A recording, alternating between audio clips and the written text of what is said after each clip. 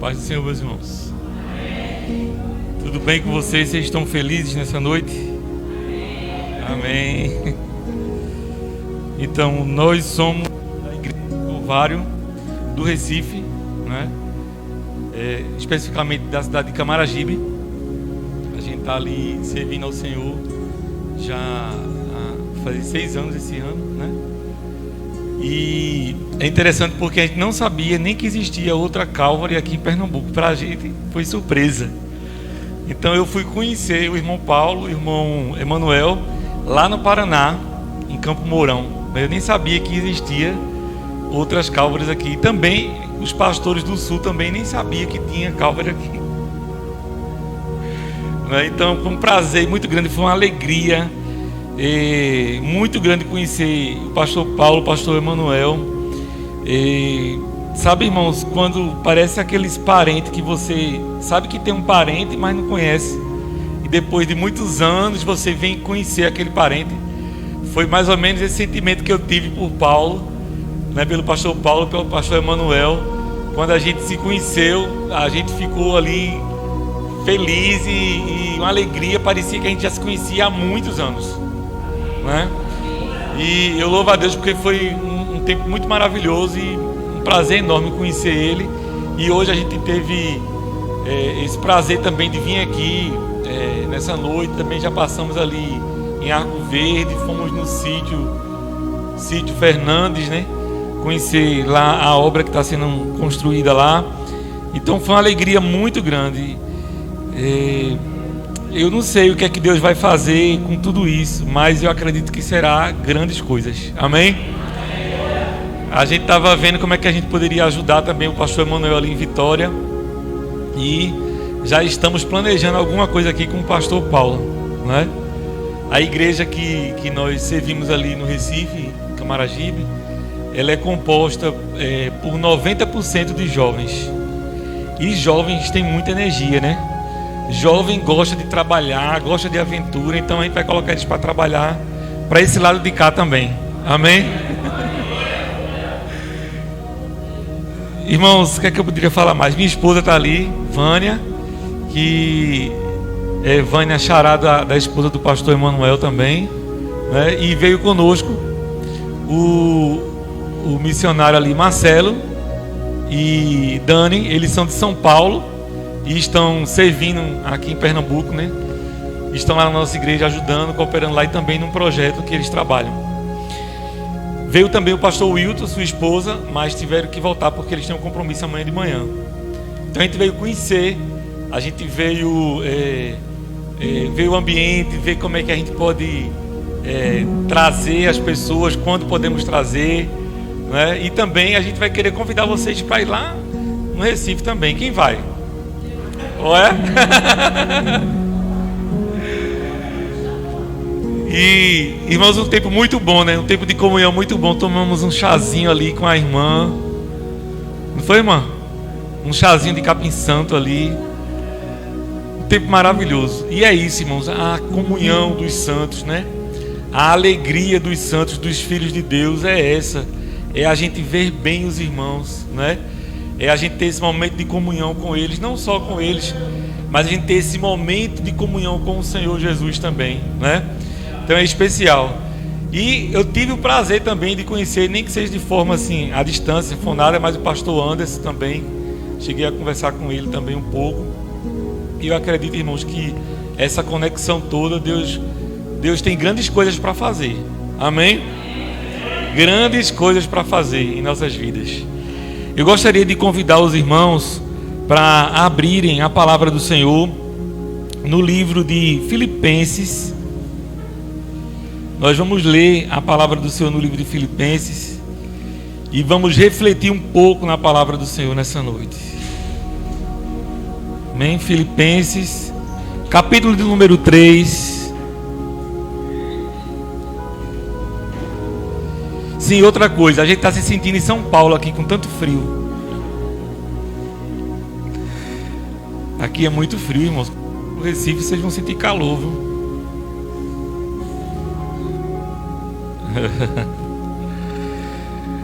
Filipenses capítulo 3, do verso de número 7 até o 16, nós vamos ler.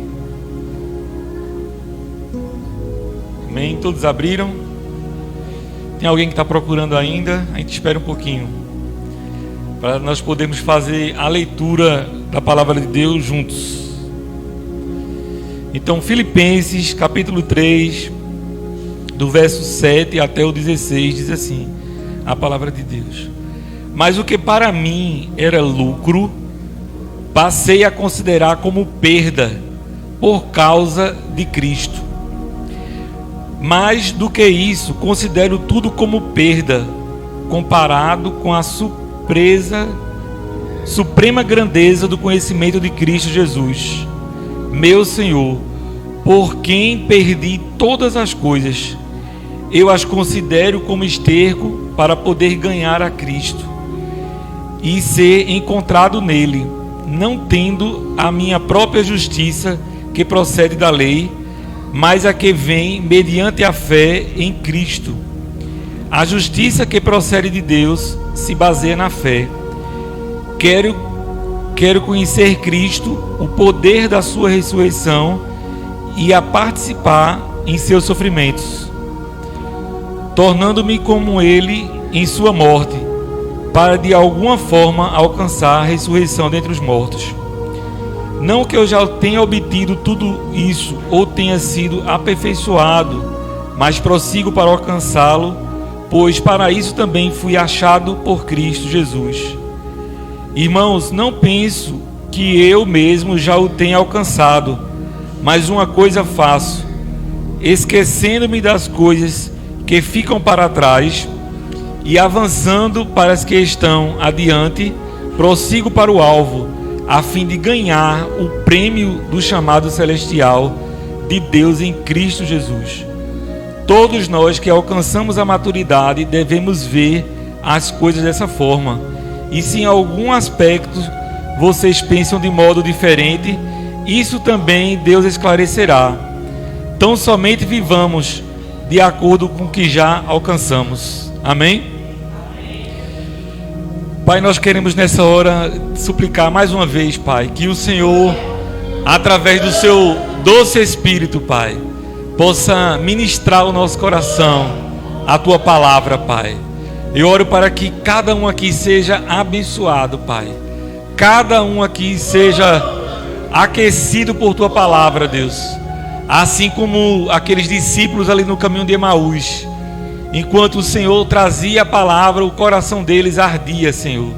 Eu oro para que o coração de cada um aqui presente possa arder, Senhor, através da exposição da Tua palavra, Pai. Muito obrigado, Pai, por esse momento, pela vida de cada um dos meus irmãos aqui, Senhor. Fala conosco, em nome de Jesus. Amém? Poder sentar, amados. É muito bom a gente poder meditar na palavra do Senhor. O livro de Filipenses é um dos livros que eu gosto demais. Eu leio muitas vezes Filipenses, né? O apóstolo Paulo escreveu para a igreja de Filipe, que foi uma igreja que ele iniciou, né? A igreja de Filipe.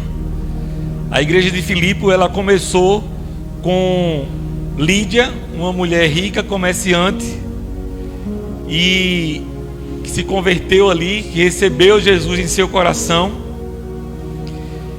E depois Paulo pregou e libertou uma mulher endemoniada, uma jovem, e ela entregou também o coração ali para Jesus. Por causa disso, Paulo foi preso, e depois que ele foi preso, ele e Silas na cadeia, houve um terremoto, e ali o carcereiro quis se matar, e o carcereiro também se converteu. Então a igreja de Filipe, ela começou com Lídia, que era uma comerciante. Ela começou com essa jovem que era uma jovem endemoniada, que tinha um espírito de adivinhação, e começou com a família ali do carcereiro. Começou a igreja ali em Filipe. Filipe era uma colônia romana, né? Roma iniciou aquela cidade e dava benefícios para as pessoas que iam morar na cidade de Filipe, né? De Filipenses. E ali começou a igreja de Filipe. E aqui Paulo escreve para a igreja em Filipenses. E é interessante porque ele começa esse capítulo 3 escrevendo para a igreja ali em Filipe. E ele diz assim no versículo 1: finalmente, meus irmãos, alegre-se no Senhor. Escrever-lhes de novo as mesmas coisas, escrever-lhes de novo a mesma coisa não é cansativo para mim, e é uma segurança para vocês. Então, escrevendo para eles, e pelo que a gente entende aqui, repetindo as mesmas coisas. E Paulo estava falando assim que não se cansava de repetir as mesmas coisas, de ensinar as mesmas coisas para eles. Às vezes as pessoas hoje não querem ouvir muito a mesma coisa, mas quando a gente escuta a mesma coisa várias vezes, a gente absorve mais, guarda mais, e tem detalhes daquilo que a gente ouviu a primeira vez, que a gente passou despercebido, e a gente guarda melhor no nosso coração. Então Paulo estava escrevendo para os filipenses e falando para eles que não se cansava, e que eles não ficassem chateados de Paulo estar repetindo a mesma coisa para eles, certo? Então, durante o tempo que vocês estiverem na igreja, durante o ano todo, talvez vocês escutem algumas vezes as mesmas coisas, mas isso é bom. Isso é bom porque reforça. E segundo algumas pesquisas, a gente guarda muito pouco do que se escuta, não é? Guarda-se muito pouco do que se escuta. Então por isso que é bom repetir várias vezes a mesma coisa. E Paulo estava passando isso ali para os irmãos. E é interessante porque esse texto é um texto maravilhoso. E no verso 7 diz assim, Paulo diz assim: mas o que para mim era lucro,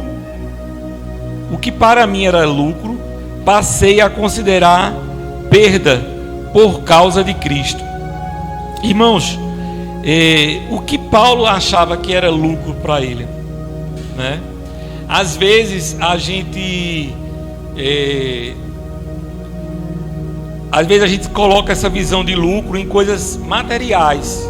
Então eu tenho um carro, eu tenho uma casa, eu tenho um bom emprego, eu tenho uma conta bancária, a gente tem uma ideia de lucro de coisas muito materiais. Mas Paulo, ele não estava falando aqui de coisas materiais.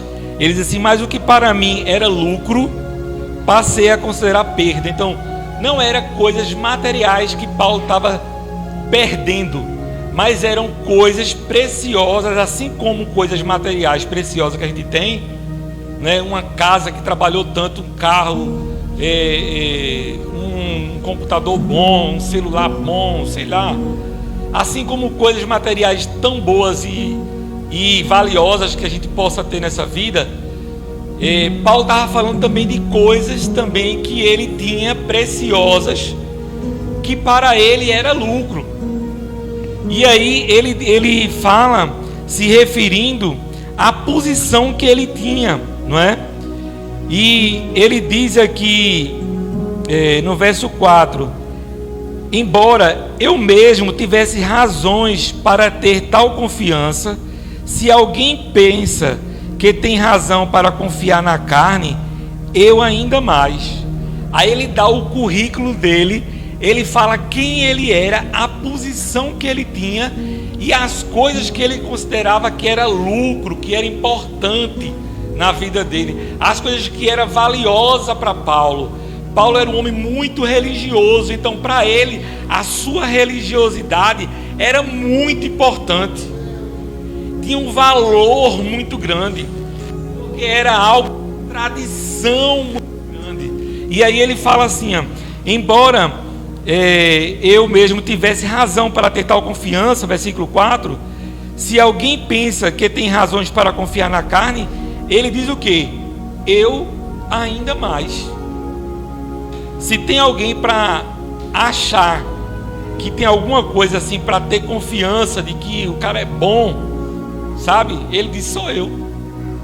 Veja o que ele diz: circuncidado ao 8º dia, pertenço ao povo de Israel, da tribo de Benjamim, verdadeiro hebreu, quanto à lei fariseu, quanto ao zelo perseguidor da igreja, quanto à justiça que há na lei, ele era irrepreensível. Então Paulo tinha não coisas materiais, mas a sua religiosidade era para ele algo muito valioso, muito importante, né? Era algo muito importante para a vida dele. E aí o que é que ele diz no versículo 7? Mas o que para mim era lucro, o que para mim era algo importante, ele diz, passei a considerar perda. Por quê? Por causa de Cristo.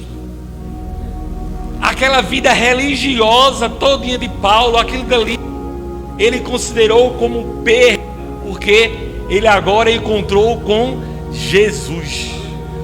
E Jesus é muito precioso, e muito mais precioso do que qualquer religiosidade, não é?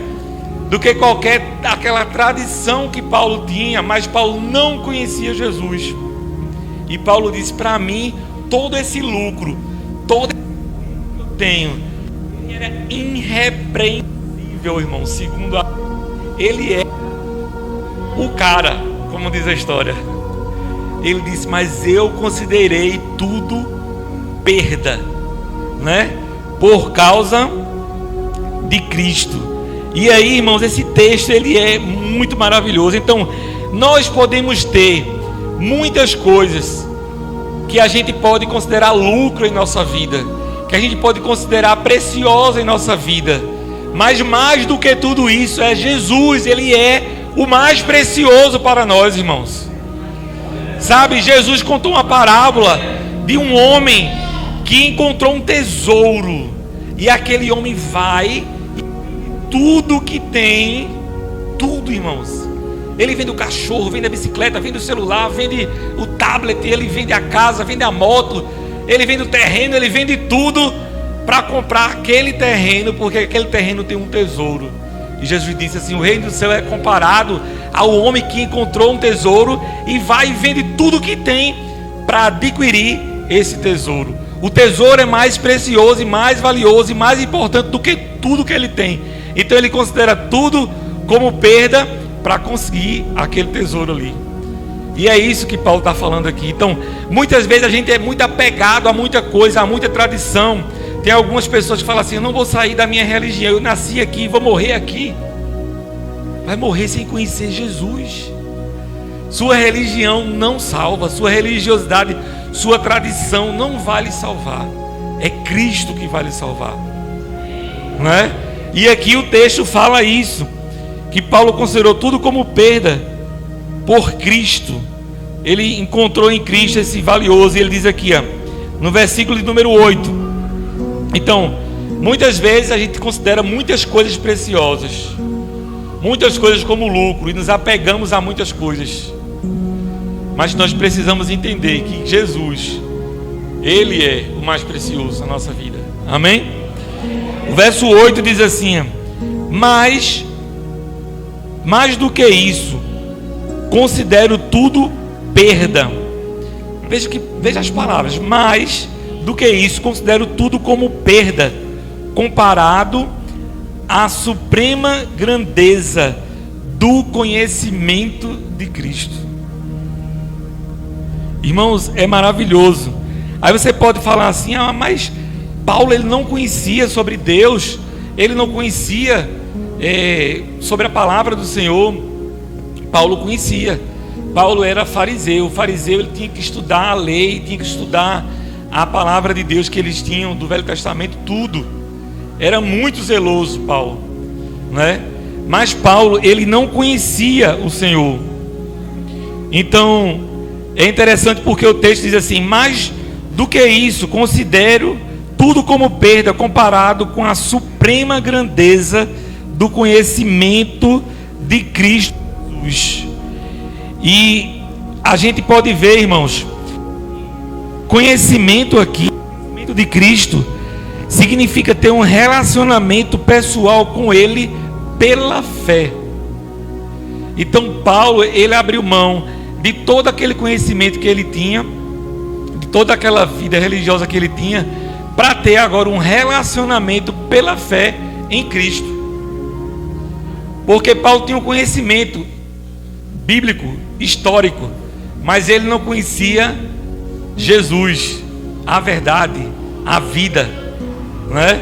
E aí quando ele conheceu, ele disse que considerava tudo como perca, para viver agora nesse conhecimento, nesse relacionamento com Cristo. Sabe, irmãos, o texto lá de João 17:3 vai dizer que a vida eterna é essa, que conheçam a Jesus. E esse conhecimento é um relacionamento com Jesus, né?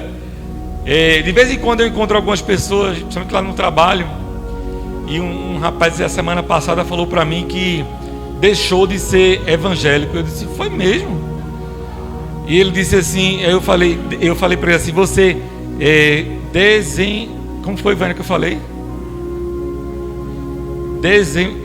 Como se ele deixou o evangelho, deixou de ser cristão, né? Aí eu falei, mas você não tem um relacionamento com Jesus? Ele, não vou mais na igreja. Não, eu estou falando de um relacionamento com Jesus. Eu estou falando de uma comunhão com Jesus, né? De ter um relacionamento com o Senhor, de ter uma comunhão com Ele. É muito maior do que ir à igreja, do que ter uma carteira de membro da igreja, de que é uma comunhão com Ele, é você ter esse relacionamento com Ele por fé. E João diz, capítulo 17:3, que a vida eterna é conhecer a Cristo, é ter esse conhecimento de Cristo, é ter esse relacionamento, essa vida com Cristo diária. E é isso que Paulo está falando aqui, que ele deseja, né? Ele deseja ter esse conhecimento, mas isso considero tudo como perda comparado à suprema grandeza do conhecimento de Cristo, meu Senhor, por cuja causa perdi todas as coisas. Irmãos, Paulo está falando isso, mas não é com tristeza não, tá? Ele não está falando isso, perdi a posição que eu tinha como fariseu, perdi a posição que eu tinha, perdi aquela autoridade que eu tinha. Não, ele não está falando isso com tristeza não.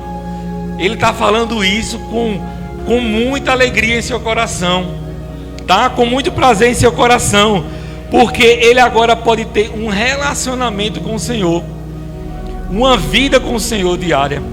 E aí ele diz assim, meu Senhor, por cuja causa perdi todas as coisas. Ele diz, eu as considero como esterco para poder ganhar a Cristo, né? E essa palavra esterco é uma palavra que todo mundo conhece, sabe o que é. Paulo disse, eu considero tudo isso como esterco, mas que eu possa poder ganhar a Cristo. Irmãos, Paulo, ele era um homem muito religioso, e nós sabemos do encontro que ele teve com Jesus ali no caminho para Damasco. Paulo, ele conhecia o Velho Testamento, ele conhecia as Escrituras, ele era um fariseu. O fariseu eram as pessoas que eram bem zelosas, bem rígidas com a palavra de Deus, com o que a lei determinava. Mas Paulo não conhecia Jesus. Quando Paulo conheceu Jesus, Paulo disse, para mim agora o viver é Cristo. Em Filipenses também ele fala isso. Para mim o viver agora é Cristo. Para mim a minha vida se resume Cristo. Eu vivo para Cristo. E se eu morrer é lucro. Né? Essa alegria dele, essa alegria da salvação, essa alegria agora de ter um relacionamento com Jesus, é algo maravilhoso, meu irmão. Então Paulo diz aqui, mas no versículo de número 8, meu Senhor, por cuja causa perdi todas as coisas, eu as considero como esterco para poder ganhar a Cristo. Aí o verso 9 ele vai dizer assim, e ser encontrado nele. E ser encontrado nele. E isso é maravilhoso, porque Paulo fala assim, e ser encontrado nele, no verso 9, não tendo a minha própria justiça, que procede da lei. Irmãos, Paulo era aquilo tudo e achava que ele merecia tudo aquilo, porque ele era irrepreensível. Mas Paulo diz, não, eu agora entendo que não é pela minha justiça. Sabe por quê, irmãos? Porque a palavra de Deus diz que a justiça do homem é como trapos de imundícia. Sabe o que é trapo de imundícia? É aquelas tiras de tecido que enrolava para fazer os curativos dos leprosos, que quando tirava, vinha com os pedaços podres, com a carne podre. Então, a nossa justiça é como o trapo de imundícia. A palavra de Deus diz que não há nenhum justo sequer. Não há nenhum justo sequer. E aí Paulo diz algo maravilhoso, né? Ele diz aqui, ó, e ser encontrado nele, não tendo a minha justiça que procede da lei, mas vem mediante a fé em Cristo. A fé em Cristo. Nós agora em Cristo, nós somos o quê? Justificados. Nós somos perdoados. A palavra de Deus diz que a cédula de dívida que havia contra nós, ela foi rasgada, porque Jesus pagou aquela dívida, né? Ele pagou aquela dívida. A palavra de Deus diz, Pedro fala que não foi com sangue de bode, com sangue de touro, mas foi com o precioso sangue de Jesus, que Ele nos comprou, irmãos. Aí Paulo diz, não é a minha justiça, mas é a justiça que vem pela fé em Cristo. Pela fé em Cristo. E é maravilhoso a gente poder ver isso, que procede de Cristo, que se baseia na fé. E isso é maravilhoso a gente poder ter essa convicção em nosso coração. Nós somos justificados. Romanos vai tratar isso de uma forma maravilhosa, dizer que cada um de nós fomos justificados. Lá em Romanos, Paulo fala assim: quem pode lhe acusar de alguma coisa? Se é Cristo quem lhe justifica. Quem pode jogar alguma condenação contra nós? Se é Cristo que nos justifica. Tem uma historinha que eu lembro que eu vi e eu achei fantástica, de Lutero. Naquelas guerras de Lutero, ele disse que teve uma visão uma vez em que o diabo o acusava, e o diabo escrevia num quadro todos os seus pecados. Você pecou, você fez isso, você já pecou isso, você já pensou isso, e acusava Lutero. E aí Lutero falou: foi mesmo, tudo isso já aconteceu comigo. Aí ele pegou um lápis vermelho e disse: mas o sangue de Jesus me purificou de todos esses pecados. E Isaías diz: olha, ainda que os nossos pecados sejam vermelhos como carmesim. Carmesim era uma tinta que usava para tingir tecido. Ainda que os nossos pecados sejam vermelhos como carmesim, ele se pode tornar branco como a pura lã, como a neve. Irmão, só quem faz isso é o sangue de Jesus. Ele nos purifica, nos justifica. Amém? E Paulo estava falando isso, que agora ele lutava e queria ser justificado pela lei, mas a lei só a condenava, a lei só apontava o pecado dele. Mas ele agora em Cristo ele é justificado. Ele foi comprado, foi purificado ali, não é? Foi imputado sobre Cristo. O que Paulo devia, o que Paulo merecia, Cristo já pagou. O que eu merecia, o que você merece, Cristo já pagou ali na cruz do Calvário. Amém? E você e eu somos justificados pela fé em Cristo Jesus. Nossos pecados são perdoados, né? E é tão lindo, irmãos, porque João, aquele apóstolo do amor, né? Aquele apóstolo querido. A gente encontrou um irmão dos Estados Unidos no ano passado.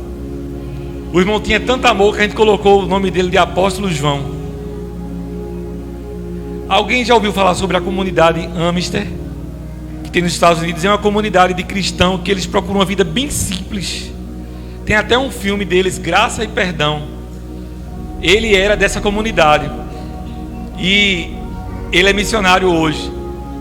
E ele tem um coração tão cheio de amor que a gente diz assim: você é o apóstolo João do século 21.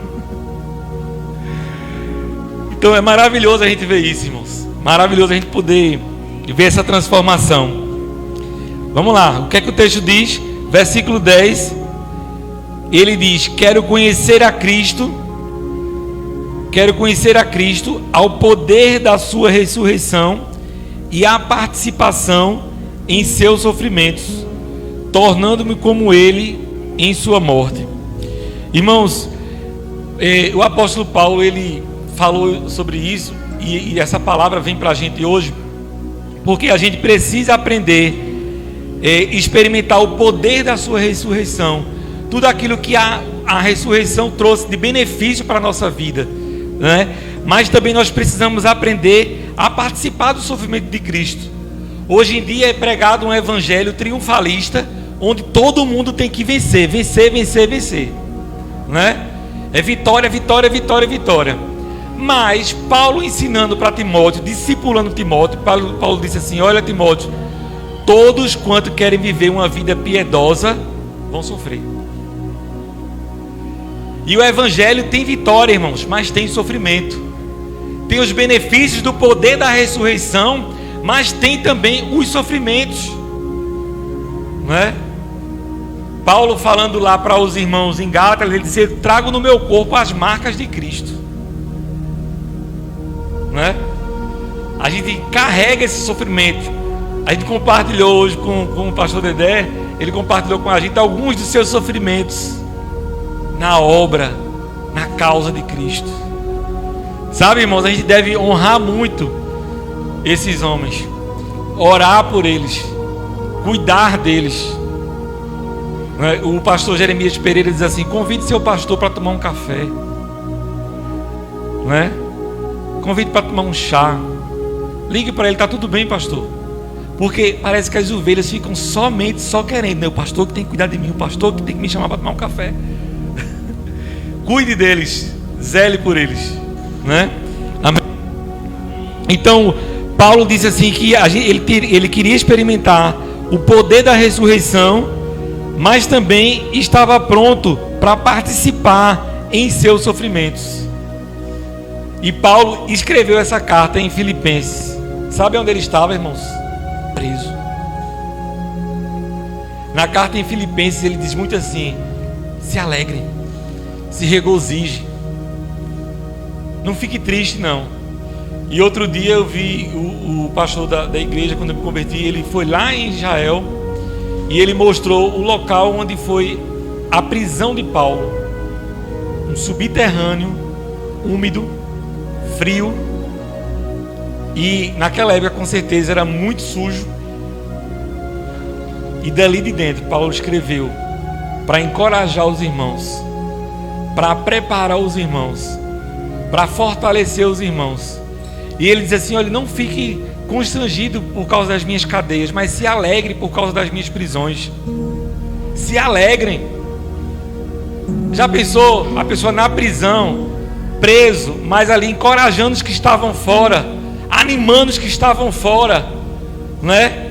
Olhe, participe também do poder da ressurreição e também dos sofrimentos de Cristo, porque quando vocês forem perseguidos por causa de Cristo, vocês vão sentir o que é padecer, né? Pelo sofrer por Cristo. Então Paulo estava ensinando ali os irmãos e dando esse exemplo para nós, para a igreja hoje também. Irmãos, ele diz aqui, no verso 11: para que de alguma forma alcançar a ressurreição dentre os mortos. Não que eu já tenha obtido tudo isso, ou tenha sido aperfeiçoado. Você vê a humildade dele. Não que eu já esteja pronto, não que eu já esteja sabendo de tudo, não que eu já esteja preparado totalmente, né? Mas ele diz assim: mas prossigo para alcançá-lo, pois para isso também fui alcançado por Cristo Jesus. Amém? Então, irmãos, não tem ninguém pronto aqui, mas prossiga para o alvo, né? E é interessante porque Paulo instrui os irmãos a prosseguir, e essa palavra prosseguir o significado dela é interessante, porque assim, é um esforço interno. Que interessante, né? Então você precisa também se esforçar. Você precisa também fazer a sua parte, né? Porque tem pessoas que ficam querendo alcançar muitas coisas em Deus, mas não buscam o Senhor, né? Não buscam o conhecimento da palavra, não buscam uma vida de oração, de comunhão. Então Paulo está ensinando aqui para eles e falando para eles aqui em Filipenses que eles precisam prosseguir, eles precisam ter esse esforço interior dentro deles, para eles prosseguirem, porque para isso Cristo chamou. Amém? Para isso o Senhor nos chamou, para a vida eterna, para servir, para honrá-lo, para ter um relacionamento com Ele, para sofrer por Ele, para experimentar o poder da ressurreição, mas também seus sofrimentos. Para isso Ele nos chamou. Ele disse: no mundo vocês vão ter sempre coisas.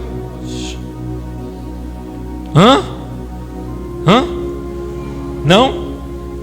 No mundo vocês vão ter aflições, dificuldades, mas tem um bom ânimo.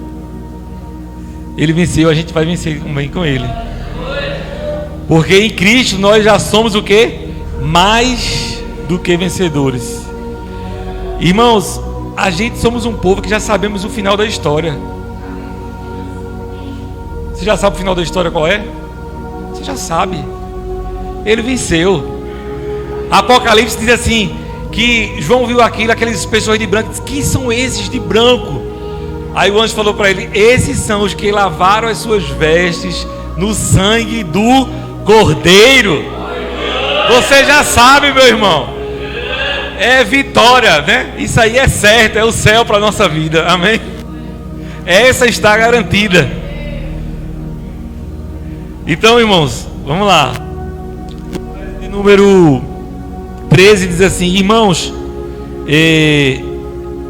não penso que eu já o tenha alcançado, mas uma coisa faço, esquecendo-me das coisas que para trás ficam, avançando para as que estão diante de mim.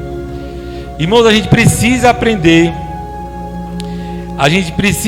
com as Escrituras. Paulo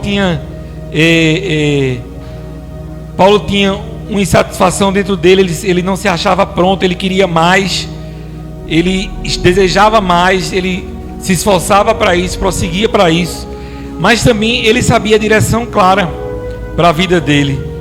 Irmãos, não pense que eu mesmo já tenho alcançado, mas uma coisa faço, esquecendo das coisas que para trás ficam, avançando para as que estão diante de mim.